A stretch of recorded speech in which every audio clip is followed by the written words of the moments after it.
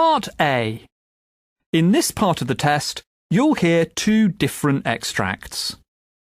In each extract, a health professional is talking to a patient. For questions 1 to 24, complete the notes with information you hear. Now look at the notes for Extract 1.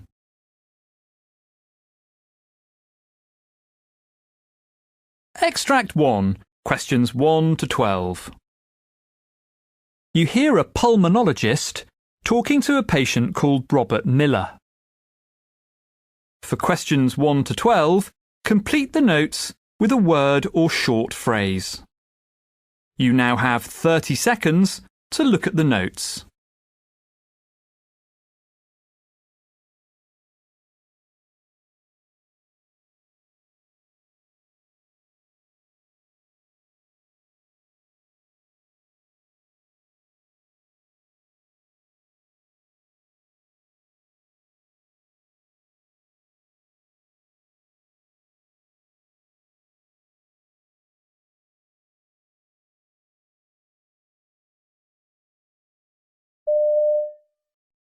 Good morning, Mr. Miller.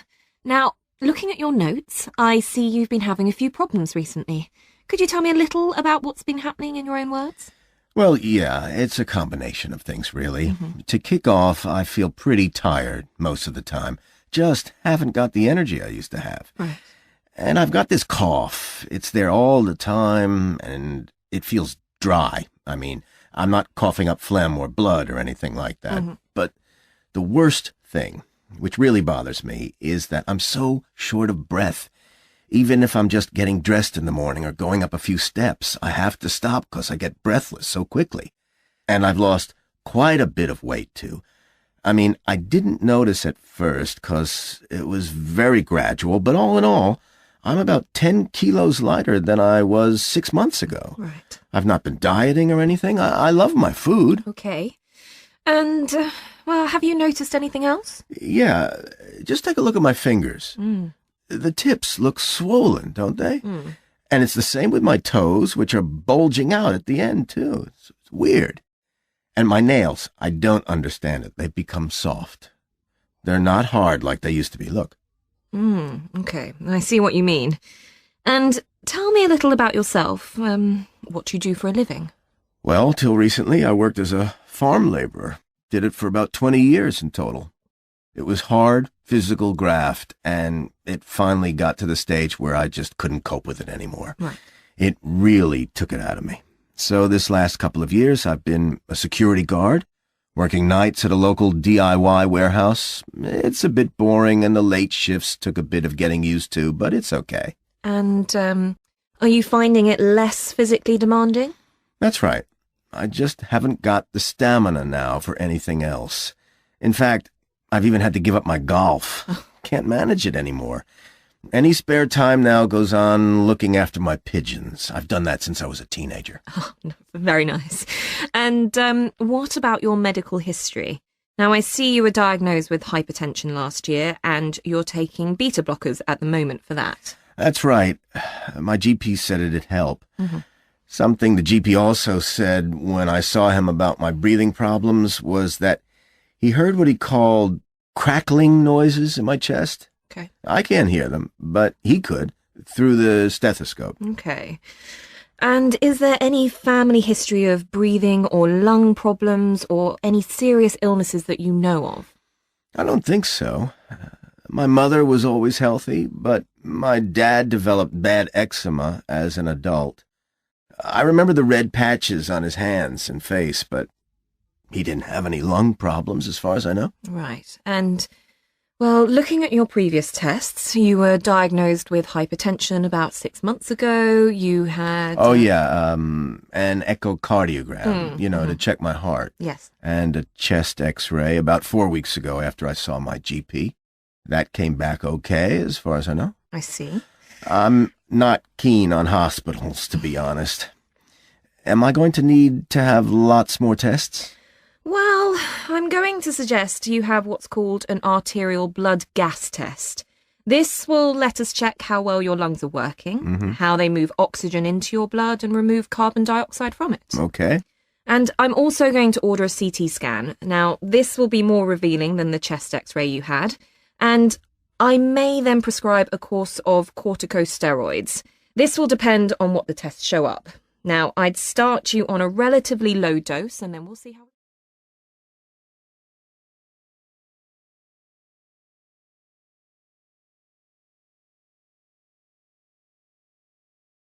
Extract 2.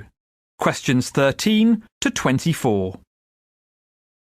You hear an eye specialist talking to a patient called Jasmine Burton, who has recently undergone eye surgery. For questions 13 to 24, complete the notes with a word or short phrase. You now have 30 seconds to look at the notes.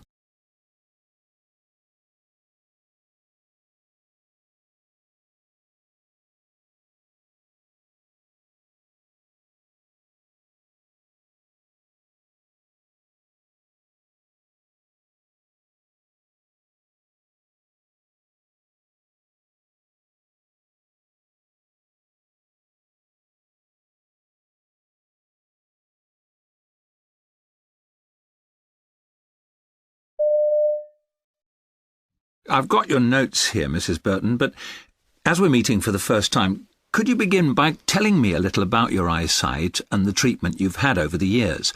Did you wear glasses as a child, for example? Yes, since I was about 7.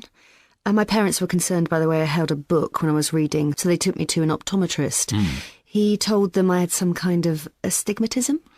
Am I right in assuming that's myopic rather than hyperopic? Well, yes, I'm nearsighted, if that's what you mean. That's right. Some people actually have mixed astigmatism. They're far-sighted in one eye and near in the other. Oh, well, that's not me. Right. And as well as my astigmatism, as you probably noticed, my eyes flicker. I'm not aware of it myself, but other people comment on it sometimes. I think you call it nystagmus. It meant that when I had my eye surgery, they preferred to use a general rather than a local anaesthetic. OK, so did anyone ever tell you what they thought might have caused the condition? Well, I was once told that my generally poor eyesight is most probably down to the fact that I don't have enough pigment in my eye. Right. On the whole, my eyes have never really caused me any significant difficulties, however. I've always had to wear glasses, so that's part of life now. I suppose the only thing is that driving's always been out of the question. I'd never have passed the sight part of the test. That's probably a good thing because it takes me some time to focus, which could make me pretty dangerous if I was ever behind the wheel of a car. Yes, indeed. Also, I'm useless at sports like tennis. I think that's because I'm poor at judging the distance between myself and the ball. That was a pain as a teenager, but I've never particularly wanted to play since then. And I've hardly had any issues at work because of my sight. I'm a receptionist in a hotel, and I've never had any difficulty reading computer screens or anything, fortunately. You've had your eyes regularly checked throughout your life, presumably. Yeah, that's right, every couple of years. My prescription has changed a little over time, but not that much. Though I certainly couldn't manage without reading glasses these days. About 3 years ago, I was told a cataract was developing in my right eye. Right. It was a few years before they decided to remove it. That was this February. And it all went very smoothly. Good. And you were pleased with the result? Yeah, I was, thrilled. If only all our failing parts could be replaced so easily.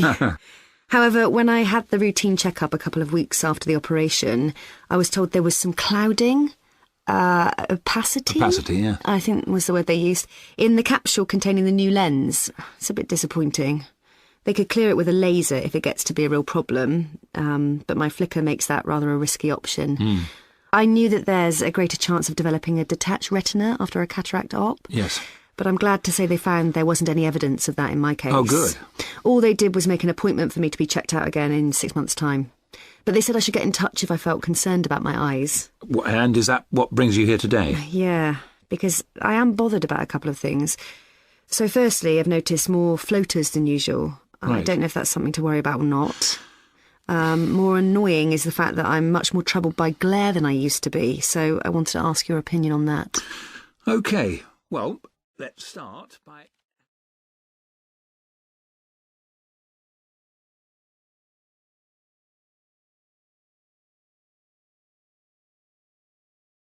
That is the end of Part A. Now look at Part B.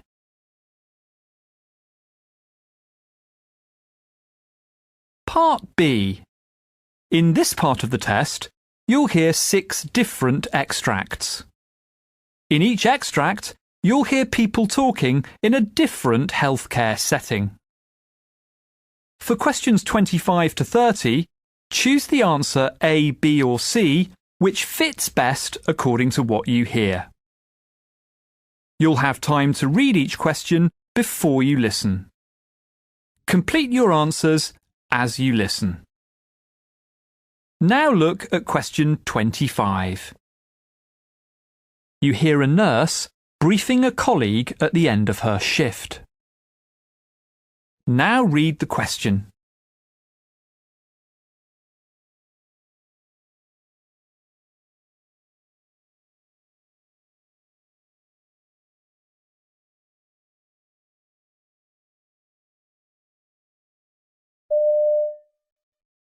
OK, so the next thing is about Susie Williams in bed 3. Right. She's been admitted for chest pain to rule out MI. So far she had an EKG, which was OK, and the first set of cardiac enzymes and troponins are negative. When she came in, her blood pressure was elevated a little, like 182/95, but she was given losartan, and at 6 o'clock it was 142/82. She was also dehydrated, so we started her on IV fluids. D5, half normal saline, running at 125 millilitres. That can go until midnight and then it can be disconnected. She's scheduled for a stress test tomorrow and some more enzyme tests. OK? OK.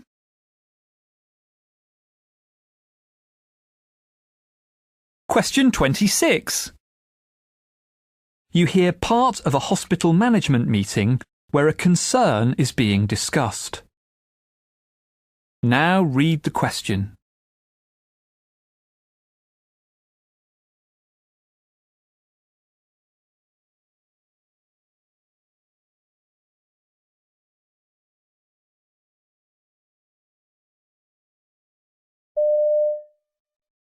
Now I'll hand over to Jenny, who has a few words to say about staffing. Jenny? Thanks. Now, if we compare ourselves to other hospitals of the same size in other regions, we're actually recording lower rates of staff turnover. That's just as well, given the challenges filling vacant positions across the sector. Where we do compare unfavorably is in the number of days lost to sick leave. That's making it hard to maintain full cover on the wards, and we all know the costs of that. As a matter of urgency, then, HR are looking into the worst affected areas to understand the reasons behind it and to see if there's anything we can do to help and support the staff involved.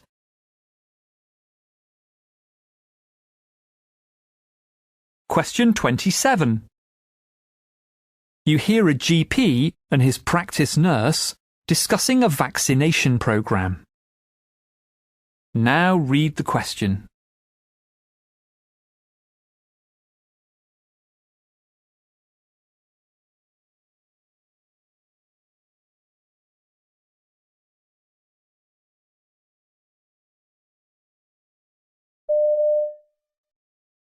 It's coming up to that time of year when we have to start preparing for the flu vaccination programme. Yes, we usually do it at the start of next month, don't we? That's right. If you remember last year, we hired a local hall and did as many people as we could in one afternoon. Yes, I just started working here then. It was a hectic couple of hours, but it worked pretty well, don't you think? Sure, but there's been so much publicity recently about how sensible it is to get the jab that I suspect we'll have a lot more people coming along this year. So we better think about taking on an agency nurse, perhaps, to lend an extra hand. OK, let's run that by the practice manager, and she might have some other suggestions too.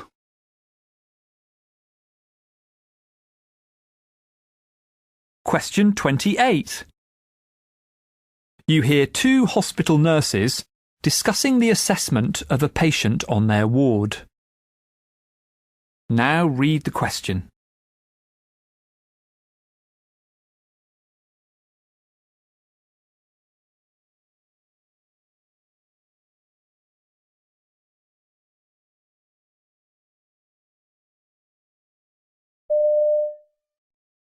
The bed manager just rang. He wants us to clear 3 spaces in the ward today. Oh, it's never ending. Let's see what we can do. There's no one ready to be discharged, but we could try chasing referrals for Mr. Davison to the community hospital for rehab.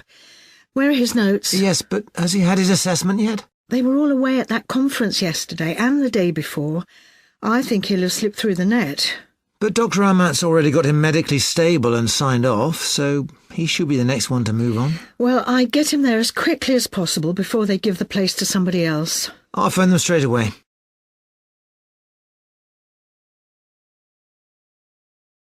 Question 29. You hear the beginning of a training session for dental students. Now read the question.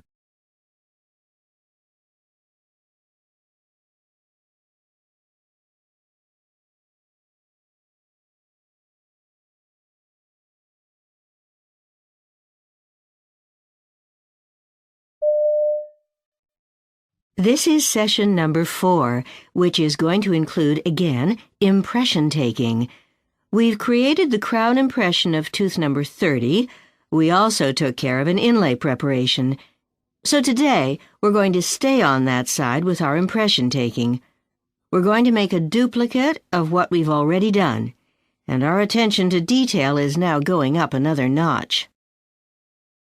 When I take an impression of a tooth that I've created in the mouth, I naturally have to take care of the saliva, the blood, the gum tissue. We're not going to cover all that today. You'll hit that next semester.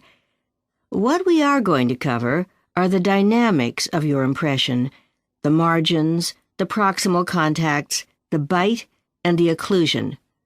We're going to capture all that in one impression.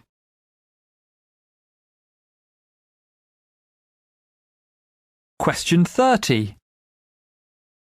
You hear 2 nurses discussing the treatment of a patient with a kidney infection. Now read the question.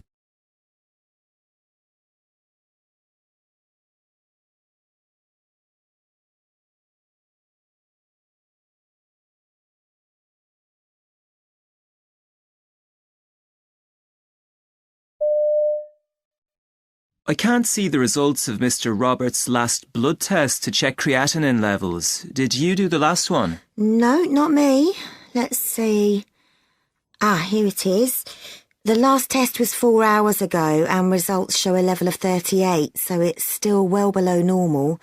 We'd better do one when he wakes up, as it might have changed. The patient's not keen on needles, though. I had a real job last night trying to convince him it was necessary.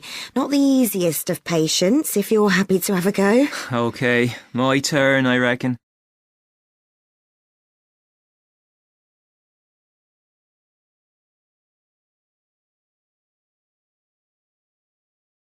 That is the end of Part B.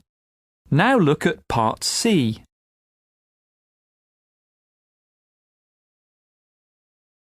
Part C.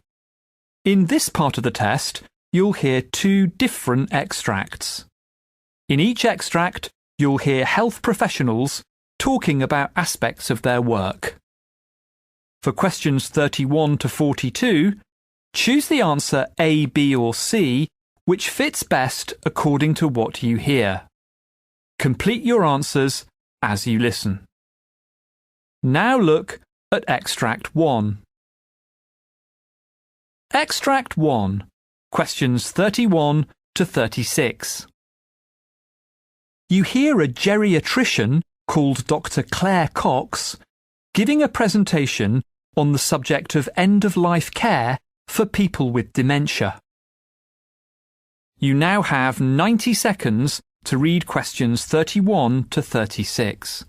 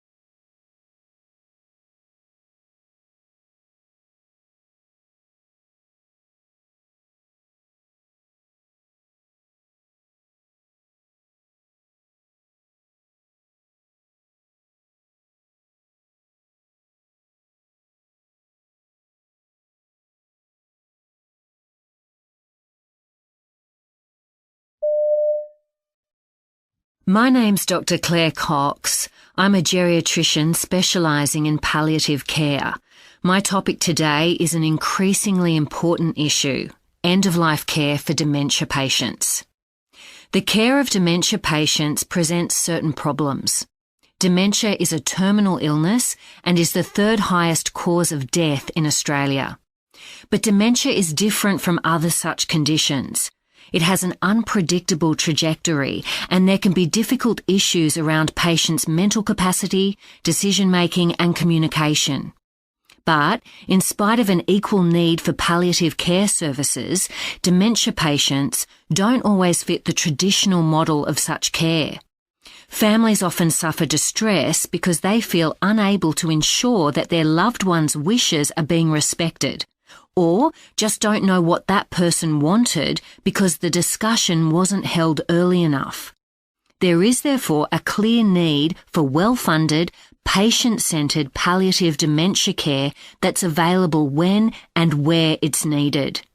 I do a lot of work with Dementia Australia, an organisation which represents the needs of Australians living with all types of dementia, and of their families and carers. It also campaigns on dementia issues and funds research. Dementia Australia decided it was the right time to examine the issue of end-of-life dementia care from the perspective of the consumer as well as from that of the healthcare professional. It's a timely initiative. We have plenty of anecdotal evidence but not enough hard facts about what's going wrong and why the system's failing.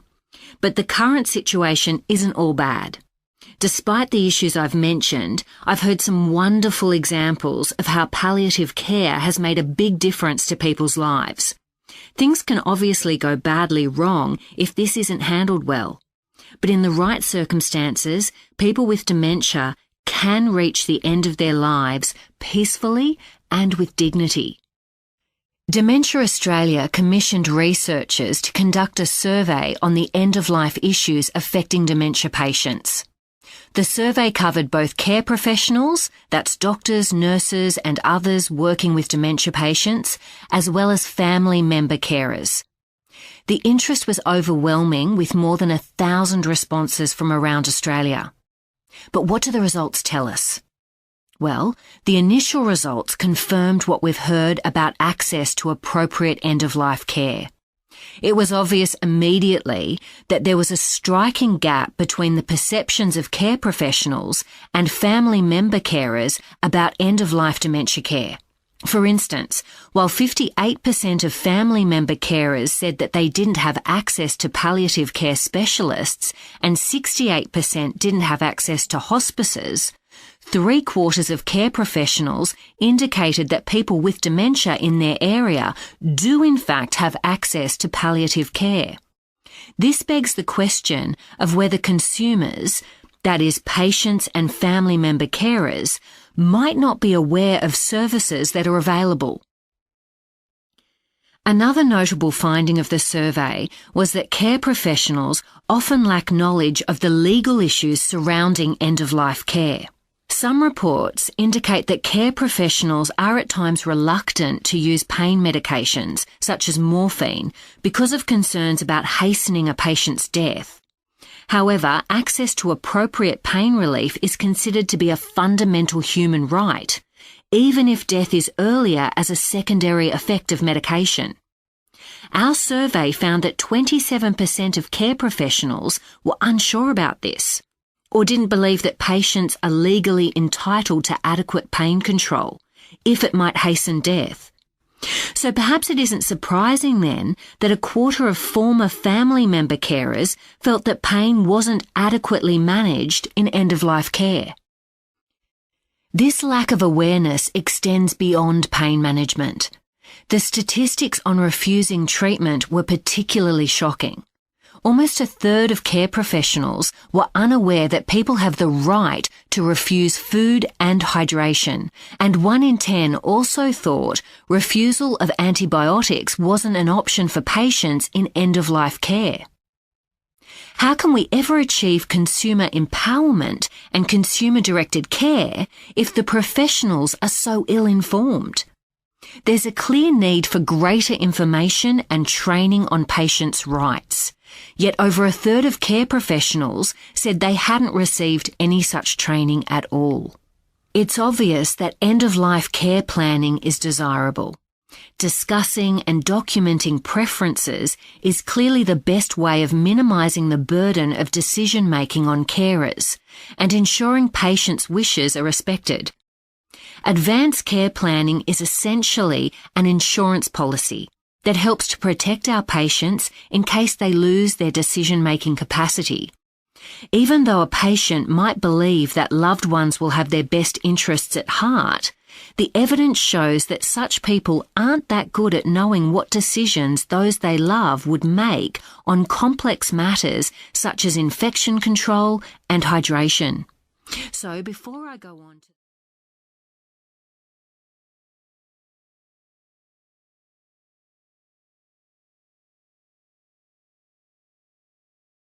Now look at Extract 2. Extract 2.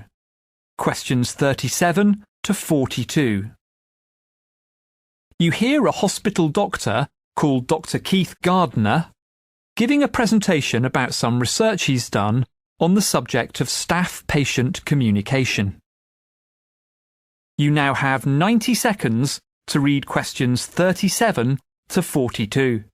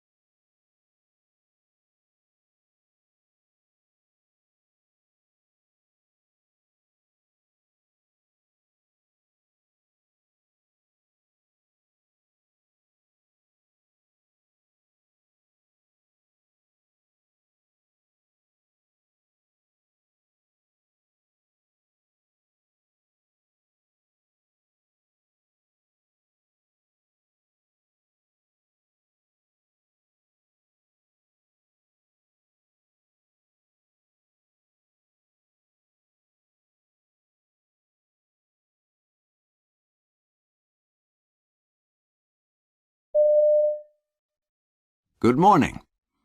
My name is Dr. Keith Gardner, and I'd like to talk to you today about some research I've been involved in concerning something that affects all health professionals: staff-patient communication.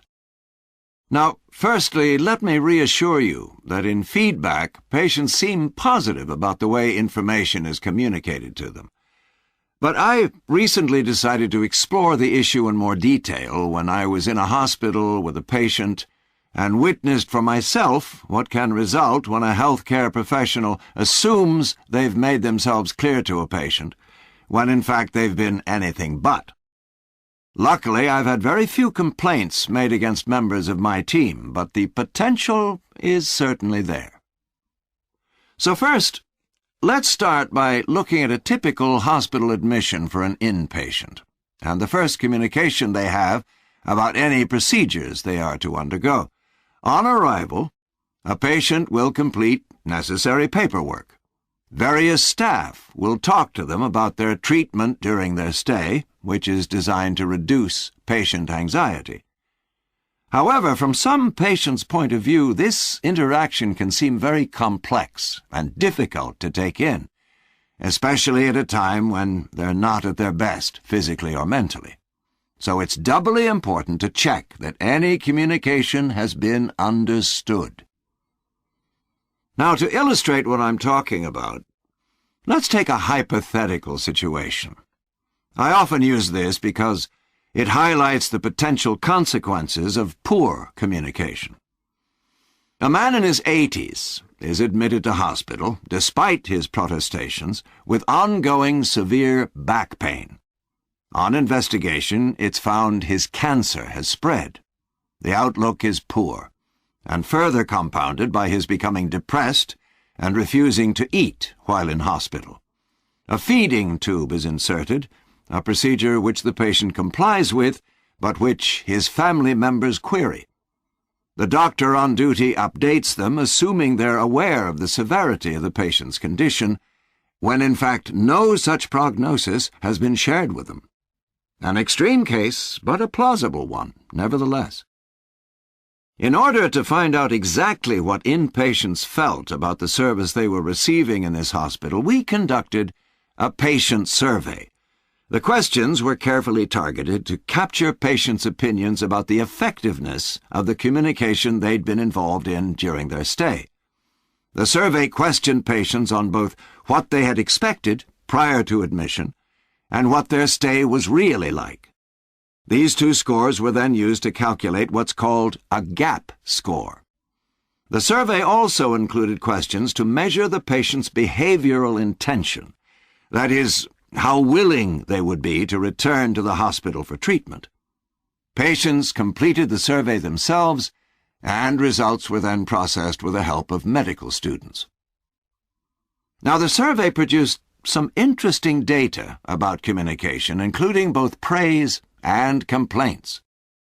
Clearly, in a hospital situation, staff are dealing with confidential and sensitive information, which must be communicated in private, a situation which can be difficult to achieve in a large and busy hospital. However, we scored highly on that point, and we were also pleased to note that staff did manage to communicate in a manner that treated patients with dignity and respect. Of course, staff also have to ensure patients fully understand what's been said to them, and this last point's where we received the most negative feedback. Both patients and relatives noted a tendency for professionals to resort to the use of jargon and complex terms when explaining both diagnoses and procedures, which left some patients confused. However, patients were generally satisfied with the information about any follow-up treatment provided after discharge. Also, once we'd sifted through all the results, a clear pattern began to emerge regarding the care given by nurses, which I found particularly interesting. I'd assumed that having a number of different nurses attending to a patient during their stay was a good thing, because you need enough staff to cover the various shifts and attend to patients' needs. What I certainly hadn't expected, though, was for patients to say they felt their recovery was faster when they had to communicate with only a small number of nurses. In other words, when they were surrounded by familiar faces. The findings aren't conclusive, and more investigative work needs to be done on a bigger sample, but it's certainly food for thought.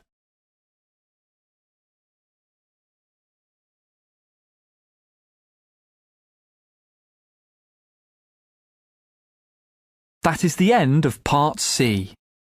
You now have 2 minutes to check your answers.